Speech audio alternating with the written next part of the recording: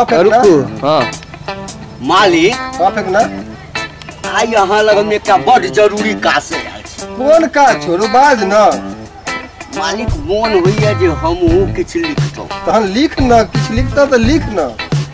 मालिक हम लिखबै कथी सएह नहीं हमरा दिमाग में घुस रहल है। कोनो नीक गप लिख। मालिक नीक गप लिखतौं तो होइए जे हमहूँ नीक गप लिखतौं, लोग हमरो खूब बड़ाई करत रह। मुदा नहीं कागज अछि न कलम अछि। आ ओना मालिक अहाँ तो बुझते छी कि हम तो ठहरलो लिखलो रहा पर पत्थर आ 16 दूनी 72। तो लिखू कथी आ कत लिखू? ए कपर जरुआ अपन बड़ाई लोग कतो लिखे छे, फेसबुक पर में लिखे छे। अब अगला ओतो जाके लिखमा अपन बड़ाई, अपने से पीठ थपथपाव लवा, भले ही लोग देख के अपन कपार पीटे।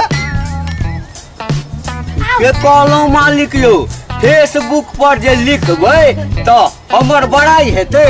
हेतौ ना मालिक अते दिन से हमरा किया नहीं कहलौं यो?